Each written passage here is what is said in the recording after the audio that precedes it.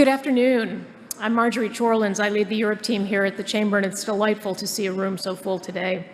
I want to thank Ivana and all of the recent panelists for the very insightful discussions that we've had this morning. The anticipated scope of Ukraine's recovery, reconstruction, and modernization will be extraordinary. And through the Chamber's Ukraine Business Initiative, we will be there and ready to meet the moment. In addition to today's forum and our continued engagement with key officials here and in Kyiv and across Europe, we will be leading a business delegation to Kyiv, fingers crossed, later this spring. We look forward to working with you as we move forward with that work. Now it's my honor to welcome our next distinguished guest, the 19th Administrator of USAID, the world's premier international development agency, Samantha Power. She's the first USAID administrator to serve as a member of the National Security Council and helps drive America's response to critical economic, humanitarian, and geopolitical challenges. In fact, under her leadership, USAID has provided $22.9 billion in direct support to the government of Ukraine following Russia's unconscionable invasion. Administrator Power has also sought to modernize and transform the way USAID engages with the private sector. In her Progress Beyond Programs initiative, she's seeking a deeper collaboration with the business community to address key development challenges, leveraging core private sector operational and intellectual capabilities to solve problems. And through PSC Modernize, she's making the interface between the agency and private sector partners more efficient and less bureaucratic. We at the Chamber applaud these efforts, and we're ready to engage with USAID going forward.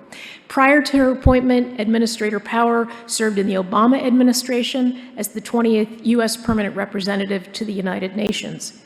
As many of you may know, she began her career as a war correspondent in Bosnia, is the founding executive director of the Carr Center for Human Rights Policy at the Harvard Kennedy School, and the recipient of the 2003 Pulitzer Prize for Nonfiction. Please join me in welcoming USAID Administrator Samantha Power.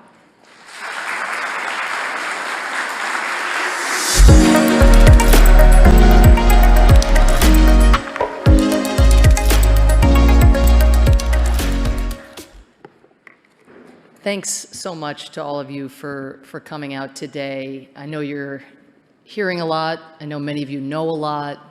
But I think it's fair to say that of all the things that we could be doing today, or really any day this year, this is the most important. This is where the stakes are the highest for freedom, for the notion of independence, for the shared prosperity that we all seek, and you all giving your time to these discussions, giving your input as well to those of us who work in government. It's just invaluable. So thank you, and thanks to Marjorie for spearheading this and for the incredible partnership that we all have with the Chamber of Commerce. I want to start by sharing an exciting development from Lviv in Western Ukraine. As many of you know, throughout this latest phase of Putin's invasion of Ukraine, the one that started last year on February 24th, Lviv has managed to keep up its spirit. The downtown has continued really to be quite bustling, even when Russian missile strikes took out the power across the country and including in Lviv. Streets flanked by cathedrals, theaters, and cafes now are soon about to welcome a new neighbor, the Kingspan Construction Technology Campus.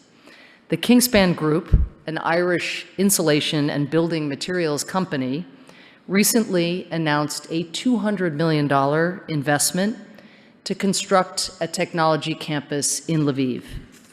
They will build 6 high-tech plants and employ 600 to 800 people when construction begins next year. The project is called Sorsha, which is Gaelic for freedom. Kingspan, as you've heard, I'm sure, already this morning, is not alone. Across Ukraine, business is returning. Nestle is investing nearly $43 million in a new foods production facility, which is going to add 1,500 new jobs. Bayer, a close partner of USAID, is investing over $65 million to expand a corn seed production facility with state-of-the-art agriculture field equipment, storage facilities, and bomb shelters to protect employees. And in October of last year, a survey by the American Chamber of Commerce in Ukraine showed that 98% of its member businesses planned to stay in Ukraine in 2023. Some sectors, and this really I think has not gotten enough attention, are not merely returning to normal or remaining, they are actually growing. Even during this brutal war, with all that we know is happening day to day, all that we know is being inflicted on civilians and workers across the country, Ukraine has expanded its leadership in cutting-edge industries like artificial intelligence, fintech, and blockchain.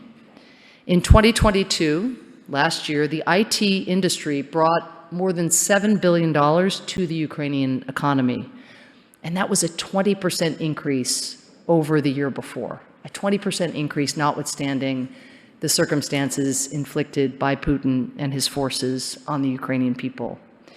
Now, I know you are all well aware of the potential rewards of being an early investor in an economy poised for material growth, poised for far deeper integration with European neighbors in the years ahead. The questions for many are not about the potential rewards. The questions are about the risks of investing amidst an invasion and the risks of investing in an economy where the regulatory and governance environment does increase the costs of doing business. And here I just want to say two things. First, profoundly, every contribution to Ukraine's economy right now is a contribution to winning the war. That's not necessarily part of your business model, but we're all humans, we're all citizens. That really matters. As you consider the risks, I hope that you will also consider the stakes, the human stakes, the stakes for the values that we all hold dear. Second, I'd also urge you to give a fresh look at how the risks have changed even since the start of the war. And know that whatever caution you have identified or whatever stands in the way, whatever that barrier to entry is for you, we in the U.S. government, as I know you've heard already this morning, want to work with you to mitigate those risks and to try to bring down those barriers as best we can. We are investing heavily in partnership with the Ukrainian government and fellow democracies and multilateral institutions in reducing the costs of doing business in Ukraine. And we are committed to doing more right alongside all of you. Ukraine's power grid is one very high-profile example of where risk calculus has shifted significantly. One of the most difficult challenges last year was the lack of consistent electricity needed to operate a business. But USAID spent months helping Ukrainians repair critical infrastructure, delivering transformers, generators, and even a mobile power plant big enough to power 100,000 homes. And now the power in many places is not only back on, but actually producing such a surplus that this week, for the first time, Ukraine began supplying parts of Moldova and Poland with power again as well. So since those attacks on critical infrastructure began, today again this week marks a very, very important threshold crossed and a sign of how much things have changed. In specific sectors where the invasion has disrupted operations, the United States and multilateral partners are working together to provide direct support. For instance, as we all know, Ukrainian farmers have had difficulty selling grain outside the country over the past year. That, in turn, has left many farmers without enough revenue to plant this season's crops, to hire local workers, or to replace equipment that Russian attacks may have destroyed. So, again, USAID is trying to step in. We are funding the distribution of seeds and fertilizer that farmers need. And just 2 weeks ago, the World Bank and USAID's so-called Agri-Ukraine initiative, which any of you who are interested in, I'd love to talk to you about. We would love more private sector partners and more partners from multilaterals and from other donor governments. But we, together with the World Bank, announced a $132 million program to increase access to financing for Ukrainian farmers so that they can get the capital they need now to be in a position to plant next year's harvest. This too, by the way, has cascading effects all around the world because Ukraine has long been the breadbasket of the world. And in countries like Lebanon and Somalia, where there are very significant there is a very significant food crisis, getting these farmers to plant and working to get those exports to market is a life and death challenge before us all. We're also helping take on the barriers that still prevent investment even beyond Putin's continued violence. For a new investment climate report, USAID just surveyed 122 Chamber of Commerce companies with ties to the US and Ukraine. We surveyed US investors and international organizations and economic experts.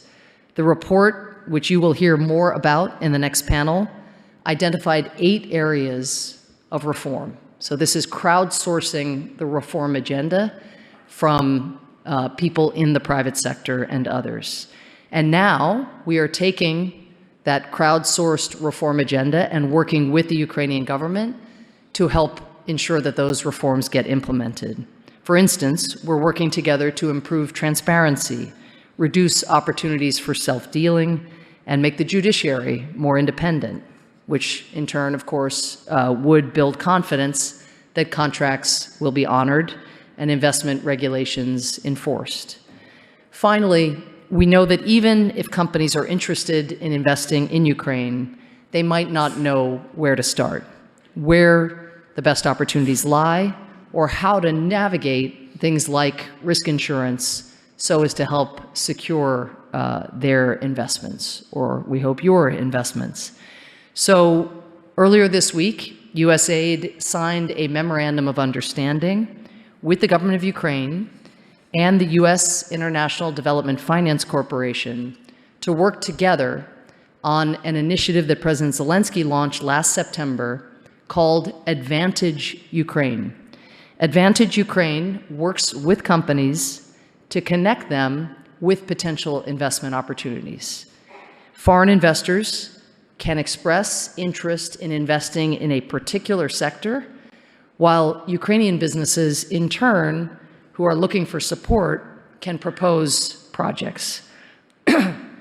Now, USAID and the Development Finance Corporation will build on this effort and help turn these connections into actual investment contracts and deals. The DFC will also provide investment support, like identifying which projects are eligible for debt financing and risk insurance. As you consider the potential opportunities in Ukraine, I would urge you to think of them in terms of the innovation risk curve. We are in that early stage now when an opportunity holds promise, but it is unknown and many fear it is too risky. But the early adopters take the odds, push reform, secure reform with us, and will here benefit enormously. By investing in Ukraine, you can join companies like Kingspan, Nestle, and Bayer in the group of early adopters. You can invest in Ukraine's future, and in doing so, you will be investing in democracy's future. Please know that as you do, USAID and our partners around the world plan to offer our full support. Thank you so much.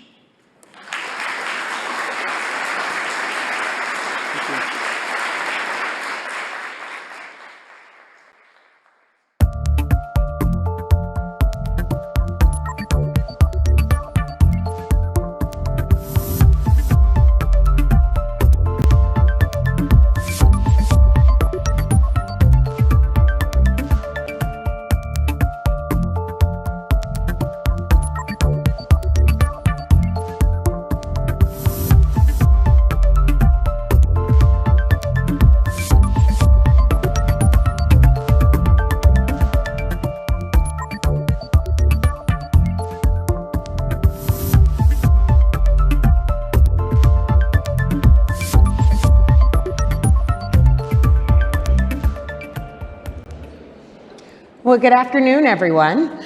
I'm Kendra Gaither. I serve as the head of our Coalition for the Rule of Law and Global Markets here at the U.S. Chamber of Commerce. And today, during this panel, which is a conversation about removing barriers to investment and focusing in on governance and reform, we're really going to dive into a number of the themes that you all have been hearing and themes that have been discussed throughout the morning. And so I'm really honored that we're going to be joined with leaders from business and government who are going to help us to examine those issues. Because as you know and as you've heard, really public-private partnerships and the collaboration of both public and private investment and support are going to be really critical factors in the economic recovery and the rebuilding of Ukraine. As part of our work in the coalition, one of the things that we've identified is how critical the rule of law is as a foundation for economic recovery, economic rebuilding, and really setting the tempo or the tenor for how companies can be partners in recovery stories and how they can work hand in hand. But that really involves creating the conditions that invite in that strong support. So today we're going to hear from 4 luminaries that I'm here joined with on the stage. We're honored to have the Deputy Minister of Economy, Mr. Taras Kachka, the Deputy Administrator for the U.S. Agency for International Development, Dr. Isabel Coleman, the Director for the Center for Accountable Investment at the Center for International Private Enterprise, Eric Hunt, and the President of our AmCham Ukraine, Andy Hunter. Let me start, if I might, with you, Dr. Coleman, since we just had the honor of hearing from the Administrator in giving us some thoughts about those next steps. Would you share with us, given this conversation around the public-private partnerships and what each entity can bring to the table, what are 2 or 3 critical steps that can be taken to improve the Ukrainian investment climate for U.S. companies? Thank you. It's really a pleasure to be here. Thank you so much. I just want to start by emphasizing a theme that you've heard from several other speakers, including Administrator Power, which is it's really remarkable what the Ukrainians have done in war with their economy. You know, Mustafa Naim was talking about how it's fully functioning. The government is fully functioning. The financial system, courts, everything is fully functioning. I had the opportunity to spend several days in Ukraine in February, and it really is remarkable. And certain sectors have been growing, even though they've lost 20% of their population are now refugees in Europe. Many millions are displaced. Their economy has lost about 1/3, but sectors have been growing. And it's just a remarkable testament to the determination, ingenuity, will of the Ukrainian people and resiliency of the economy. Think what they can do in peace. Now, the World Bank has estimated that reconstruction needs are going to top, right now, currently, more than $400 billion. And just to put that in perspective, that's about twice the size of Ukraine's pre-war economy. So how are they going to get there? How is this going to happen? They have to be able to attract private sector investment to do a lot of this. And we all know that Ukraine is on a path to EU membership. And thinking about what that looks like going forward, the opportunity there, because Ukraine, when it joins the EU, will be, you know, somewhere between the 4th and 5th largest economy, population, country size in the EU, which is a big market and enormous potential. You know, when you look at its economy compared to Poland, Poland's economy is 3 times the size of Ukraine's pre-war economy, with fewer people. So just to give a sense of a comparison, but what can it do to attract that investment? Listen, it needs we've talked about strong rule of law, strong competition policies to make sure that there's transparency and an environment that really is that strong enabling environment. I think Administrator Power mentioned Advantage Ukraine, that USAID has been supporting as a way of helping to focus some of that incoming, but also the demand to prioritize the first priority needs for reconstruction. USAID has been providing some technical capacity, helping them get more people at Advantage Ukraine with investment banking skills, legal skills, everything to look at the deal flow. But of course, the second thing is sticking with a very robust anti-corruption agenda. I mean, just as recently as 2020, a survey indicated that one of the top concerns for investment decision makers in Ukraine is corruption. And so it is a real issue. We all know that. I think the country has made great strides in that front and has not only made investments in anti-corruption entities, the High Anti-Corruption Court, for example, but also in e-government, allowing a lot of the transactions and processes to be done electronically, which really can eliminate corruption. Prozora, which is the e-procurement system, again, something USAID has invested in since 2015, that really brings a public-private partnership inside Ukraine to more transparent procurement, both doing it electronically so that it can be seen every step of the way, but also bringing civil society to bear. We've worked with Transparency International Ukraine on the setup of both Prozora and Dozora, which is, has 1,000 volunteers that are flagging high-profile, high-risk public procurements. And so it's this type of partnership, I think, that can give investors confidence that the strides that have been made on the anti-corruption agenda will continue. And I would just close by saying that this is truly an inflection point for the Ukrainian economy as it hopefully transitions soon from a wartime economy to a peace economy and focuses on that ascension process to the EU to really continue with decentralization, transparency, and limiting the role of outsized persons and individuals in particular sectors. I think of it as the de-oligarchization of the economy, and not to lose this moment to push forward on that agenda. So I think those are a couple of things. Having a strong investment promotion mindset and bringing to bear the resources and the both at a national level, the prioritization, but allowing it still to be directed at a more regional and local level, not losing that decentralization, and then sticking very, very tough with the anti-corruption agenda. Thank you. Thank you. That's a perfect breakdown from the 30,000 foot to the very tangible things that are both being done by USAID and then the opportunities that partnership is creating for the business community. Might I turn to you now, Deputy Minister? Dr. Coleman talked about some of the anti-corruption initiatives, and that's something that the Prime Minister talked quite a bit about this morning in his address and the efforts that the government was undertaking. Would you share with us and maybe elaborate on some of those initiatives that the Prime Minister mentioned that you all are working on to remove barriers to investment and create that confidence for partners? Yeah, of course, but I would like to start with the E words that were quite often mentioned in previous panels, the European integration and energy, and how the reforms and helps to improve investment attractiveness of Ukraine, so that the first day of war in energy was the first day of our autonomous work of electricity detached from Russian and Belarusian system.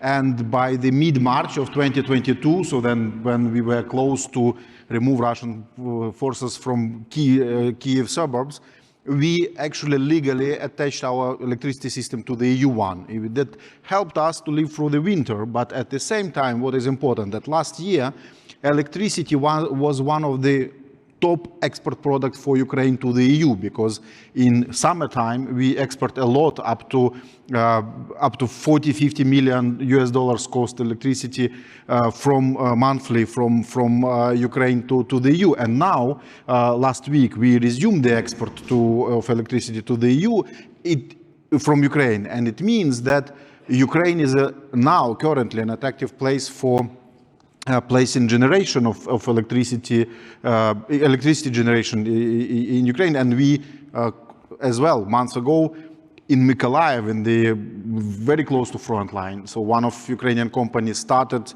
the operation of wind power generation capacities that will export the electricity to the European Union. So this is the exact example how during the war we are integrating into the EU markets and how it increased the investment and effectiveness of Ukraine. But it is based on the years of very boring and long and almost invisible process of reforms, both technical and legal, and also transparency and liberalization of markets, establishment independent regulator commission, etc., etc. And it was in this discussion like this was like very slow movement, like we are losing time. But these are the processes that requires times. So that the same situation is, for example, with judicial reform. So with judicial reform, we have a lot of complaints.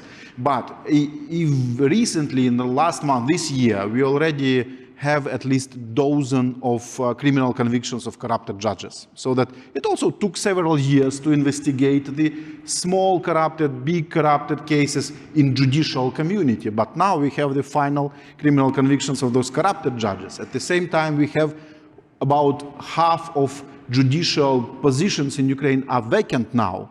And what happened during last 7 years, the big debate about pro-judicial reform community and the conservative, let's say, judicial community vested interest, they fight on the mechanism of selection of judges. And now what is very pleased for me, because one of my closest friends, Roman Maselko, which is the most radical fighter against judicial corruption, is a part of this council that will be responsible for selection of judges.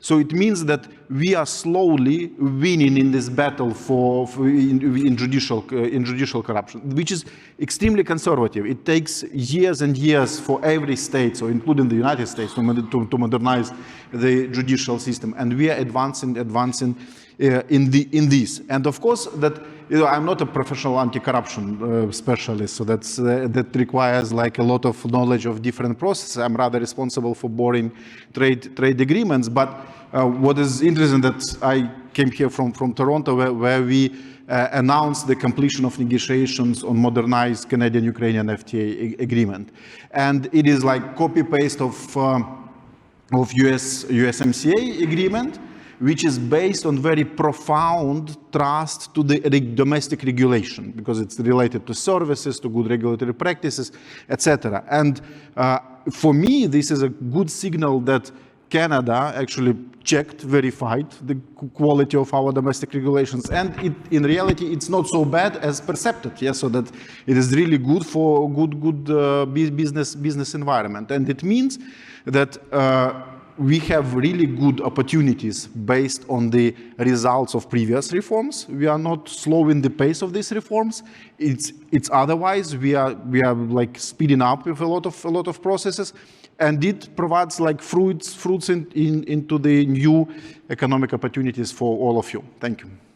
No, thank you for that. And I would say that often it's those boring things like creating the frameworks of the FTA, the invisible work, as you noted, of creating the reforms. It's those bedrock decisions that are really what pay dividends. So thank you for highlighting those efforts.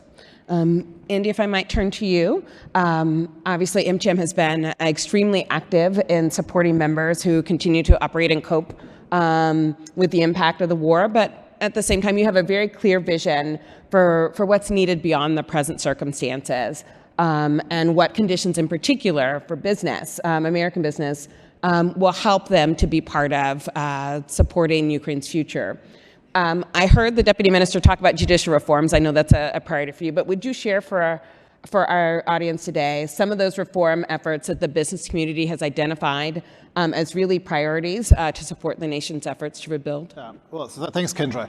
I think the very first barrier that investors encounter when they even start thinking about investing in Ukraine is the perception of Ukraine as an investment destination. I've been working and living in Ukraine since 1996.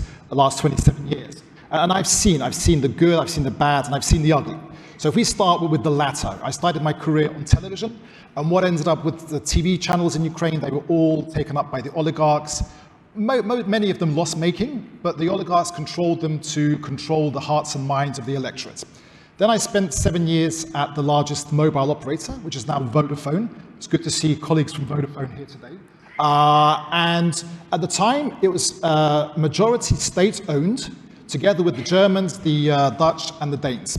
And then one day, the decision is made that this is being sold off to the Russians. So the Russians come and buy, and they were buying up the jewels in the crown. And Russia and the Kremlin, they have wanted to corrupt Ukraine. It's the way they've done business, and they want to see a corrupt Ukraine to continue. I think then I spent time in the pharmaceutical sector, and again, it was seeing the ministers of health becoming millionaires very, very quickly.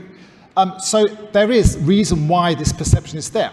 But I think what we need to do now, and when I say we, it's really the companies that are already working in Ukraine, together with the U.S. Chamber and together with this initiative of the business initiative, it's really to get the messages out about what's going on. And let me share just some stories.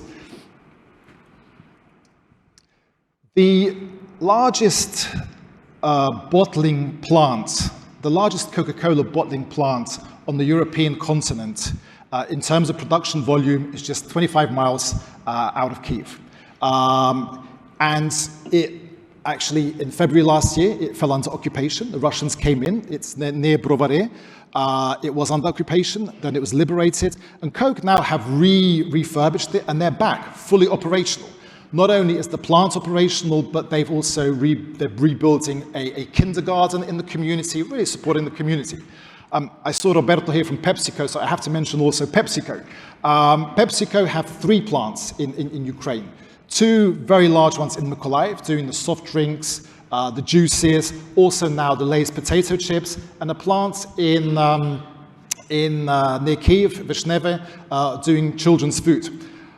When you go home, or tomorrow morning when you're having your cup of coffee, the Nespresso coffee machine, when you've had a cup of coffee, have a look upside down, turn upside down, have a look where it's made. It's made in the plant, a US company, big US company, Jabil, made in Uzhhorod. 8 trucks leaving the plant every day. The factory is 1 mile from the border of the EU, and it continues to produce. We have here the ABCDs, ADM, Bunge, Cargill, Dreyfus, the large agricultural exporters that are continuing, have been in Ukraine for many years, and are continuing this grain corridor. We see investments being made as we speak. Unilever have just announced a brand new $20 million investment in a brand new factory outside Kyiv. Nestle already have 3 plants in Lviv, Kharkiv, which is reopened, and in Torchin, near Lutsk, which they're investing another 40 million euros. I see here Lena Kosharny from Horizon Capital, chair of the AmCham board, managing assets under management. I think it's about 1.2 billion with a B. And Lena has managed to fundraise $125 million during the last year following the full-scale invasion. So I think, we see these companies, talking to companies like, Citi, Visa, the banking system, it is up and running. And I think it's really changing that narrative. And the message is we really need to change that perception, because there is still a lot we do, and we are kept busy. We are the largest AmCham in Europe. We have a full-time staff of 40 people. Nearly 33 of them are back in Kyiv now, so we're supporting the members, the companies, many of you that are there. We spoke with Uber today. They've just expanded up to 18 cities across Ukraine. So I think it's really this narrative, and it's very important for the companies that are there to be the ambassadors. And our message is to the companies that aren't in Ukraine today. It's firstly, Ukraine is open for business. Come to Ukraine, invest in Ukraine, and start investing now. I think don't leave it too late. Don't miss the bus, because the reconstruction has already started. We are seeing many of these plants that are being reconstructed. And don't miss this opportunity. Come to Ukraine and come now.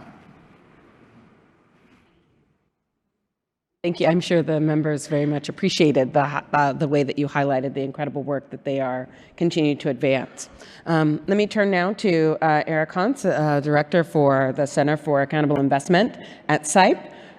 Maybe you could share with us, Eric, from your perspective, since we've heard from the various leaders here on the stage. Can you share with us maybe some of the policies that Ukraine might adopt to attract high-quality investment with positive externalities for corporate culture, specifically looking at that as an area of focus, as well as what can be done for Ukrainian citizens more broadly? Yeah, thanks, Kendra, and thank you for having me here today. So to piggyback off Andy's comments here, reputations are very hard to earn and easy to lose. And unfortunately, Ukraine has a poor reputation among the business and investment community. Now, as of February 2022, Ukraine essentially had two private sectors. One private sector that many people are familiar with in their own mind's eye, related to corruption and oligarchs and that sort of thing. But there was another private sector, and it was just getting its stride ready. 2022 is going to be the biggest growth in GDP, the biggest FDI in Ukraine's history. Now, unfortunately, the Russians had other plans for Ukraine. What will happen in the rebuilding of Ukraine is a re-engagement of this progressive business community that was already there. Those businesses are there, they're making investments, they're fighting for their lives and their businesses. Their assets aren't off in some tax shell somewhere. They're there on the ground, and they're fighting alongside their countrymen and women to fight for their lives and fight for their businesses and the investments that they've made over the past generation of a free and independent Ukraine. Now, what type of policy should the business community engage in? To my mind, the investments in judicial reform and regulatory policy are all needed and valid, but that takes a long time to pay off. So the best policy that we can pursue or we can push forward is a policy of competition, creating more investors, more pressure, and more eyes of investors on what Ukraine is doing and pushing the country forward in the private sector in a positive direction to engage more with the EU, which already has those sustainability standards, which already is committed to labor rights and human dignity. And that is the kind of community that the business community can be in Ukraine to drive those changes forward. There's a long time coming to this point, and it's unfortunate that Ukraine had to suffer this much for people to realize how amazing the country is. In terms of human capital, in terms of innovation, Ukraine will be there, and it will go from a laggard to a leader in the EU. Thank you for that, Eric. I want to actually turn back now to the Deputy Administrator and something that you said in your first question where you said, we don't want to lose this moment. And I like that Eric highlighted the policy of competition, which is something that you touched on in your first question. Would you share with us, from your perspective, what are some of the ways that the private sector can support improving the investment climate within Ukraine? I don't know if competition policy is part of that, but I'm certain you have a few recommendations that we could learn from. But before I jump to that, I just want to pick up on something that Tara said, because, and it relates also to other comments on this panel. This moment has been a long time in the making. It didn't happen overnight. And there has been, over the past decade in particular, a lot of change and investment in increasing transparency, institutions, strengthening sectors, the work, and USAID has been a part of it on the electricity. I remember it was the eve of Russia's invasion, and I was told, wait, Ukraine's about to disconnect from Russia and go into island mode? What is that? But it worked out. But it was a long time coming of all of these investments to get it to this point. And I think that, well, I can say that with certainty that USAID and the US government more broadly will continue to invest in that blocking and tackling those very boring but incredibly important investments in institutions, in capabilities, in transparency, in policies, competition policy, transparency, all of these things. What the private sector can do is to recognize the changes that have happened, is to recognize the two different economies that have been noted here. There is a very vibrant economy, and to bring your skills, your expertise, your investment, and also make very clear with the Ukrainian government, which from every interaction I have, they are hugely responsive. They want to be an attractive place for investment. They recognize that it's critical to get their economy back up on its feet. When you've lost 20% of your population to Europe, and you know the clock is ticking, the longer these people stay, they've got jobs, their kids are in school, the harder it is to get them back. And they're very focused on that, you know, to invest in housing, the energy sector, retail, services, all of these things. I'm so glad to hear Uber's back or expanding, you know, that it's making life what it can and should be, and mutually benefiting along the way. So it's really from me a call to the private sector to ask questions, to bring your ideas to the table. If you see something that's not up to the world-class standards that you require for your investment decisions, make it known, be a problem solver,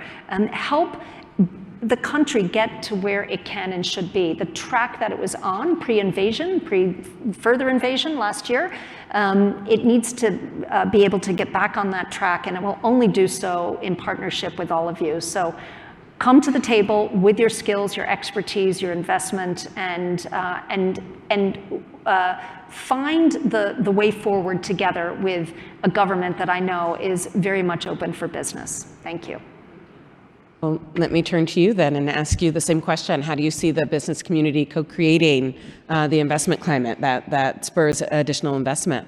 First of all, I think that with all this list of examples, which I would like to extend further, because you know that if you purchase this Nescafe, that you don't need to turn it upside down, because the invoice for this machine is made in Lviv, because there is a factory of accountants that every invoice for Nespresso is made in Lviv globally in all the world. But I saw that this list is incredibly long. But you mentioned ABCD, the global traders, and usually trade is absolutely ambivalent to any politics. So that whatever sanctions, wars, and so traders usually remain everywhere globally, because this is the features of this industry, and there are a lot of books on this. But this time it's different. So we see that global traders are actually leaving Russia because of Russia is aggressor, because of sanctions, but as well because of the business culture there, because it is really full of vested interest, oligarchs, centralization, everything of what we got rid for in last decade. So starting from at least 2014, and it's otherwise. Despite the war, all of them are operating in Ukraine, and despite all the blockages of seaports, complications on land border, we export, and our agriculture works and operate thanks to competition, because people don't want to leave Ukrainian market because they lose the market share for other competitors. It works with farmers as well. But at the same time, it's incredible pressure against government, because if you have a lot of companies and they say say no to something that was proposed by government, it's really, you know, that this critical reassessment and dialogue with business, what helps us also to think twice about the quality of regulations we propose. So that's why this dynamic is getting better and better every year. And there is one tiny comment on this, because I was part of MCHEM for several years, working permanently there. And I remember that when I started this, it was like still the habit that companies didn't stay and ask direct questions to the government. Didn't say that I am the CEO of particular trader or particular producer and I have problems with tax authorities. Now in our dialogue with business community, it's absolutely different. So companies are feeling safe to say that I am a particular company and I have the problem, I have suggestion, I have policy objective, I'm advocating another topic, and this openness in dialogue that happens in Ukraine is a really good sign that this spirit of competition, open competition, is already embedded in Ukraine, is embedded in the engine of Ukrainian economy. And last but not least, so that this time the issue of anti-corruption and justice is going beyond business, it's going beyond attractiveness of investments. So we have really thousands of people died on the front. And all of them have, it's always difficult to talk about this. But they will say that why our people died if we still have social injustice. So that's why this time it's absolutely different. Thank you.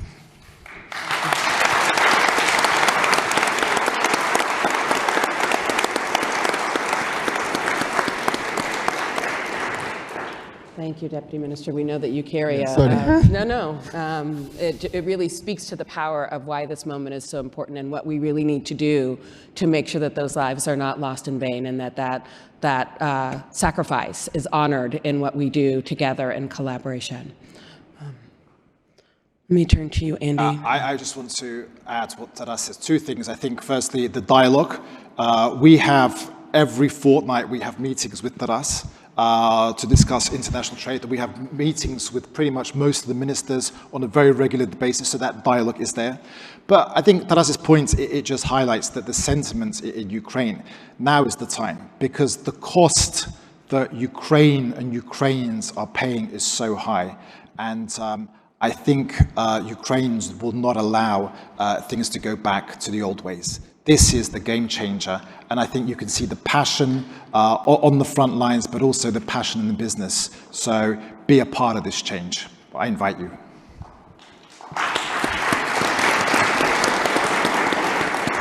So Eric, I'm going to give you the difficult job of not only responding to that, but offering us any sort of last thoughts that you would leave the audience with, be it a call to action from what's been shared on this panel or from your work, where there can be better opportunities to work together to ensure that we are doing our part to strengthen the environment and to invite in more partners into this growth story. No pressure, right? No pressure. Sum everything up.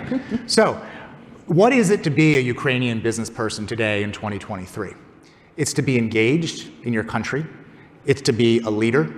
It's to be a driver of reform and transparency.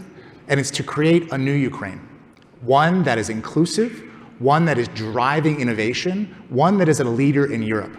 And if you're sitting here in this room today, in this chamber, you're a part of that. So be a part of it. Engage more, and engage and drive the future of Ukraine, because we can only do this together. Deputy Administrator, any closing thoughts, call to action? Yeah, I'm just going to echo, be a part of it. This is, I think, important above and beyond Ukraine's economy. This is one of the most geostrategic issues facing the world today. It truly is. As has been laid out, this is the moment for really good to triumph over really bad, and be a part of it. Thank you. Andy? Yeah, I fully agree. I think we are seeing this battle as an existential battle. The courage of Ukrainian women and men on the front lines is truly inspirational. I think Ukraine is inspiring the world. And now I think it's for us and the business community to really come together and support and build a new country. This is will be the biggest recovery, reconstruction of a nation in Europe since World War II. And let's do this together. I will change the path of and the motion of the final statements. But I would like to come back to the Deputy Administrator comment mentioned about the Advantage Ukraine, so the platform that is supported by USAID and the general cooperation between USAID, DFC, and Ministry of Economy. So after all these statements, I think that I hope that the interest to go and to invest in Ukraine from the stage will be bigger and stronger. So that's why if you have any additional information, so we have this platform Advantage Ukraine to take this competitive advantage here and now, and we are open for you, and we cooperate as well with MCM on this particular project and generally. So that's why if you have any additional inquiries, then we are all open, and we are really want to help you also to overcome these perceptions and to take the moment of this, to take this momentum. Yeah, and thank you. Well, ladies and gentlemen, I think you've heard that this is the moment, and we are inviting you all in, as you heard, to ask the questions, to be present, and to be willing to engage in the conversation, that there is a dialogue that is emerging, that the long-term work that has been done up to this point is making a pathway for you all. Obviously, there's been a number of discussions here. There's no sugarcoating that it is a challenging way forward, but that the way forward is through partnership. And again, a special thank you to the Deputy Minister for reminding us that as we talk about policies, we talk about reforms and governance, at the heart of this is really a human story, a story of how we can work together to support the people of Ukraine during this special moment so that it's not lost. So please join me in thanking our esteemed panelists.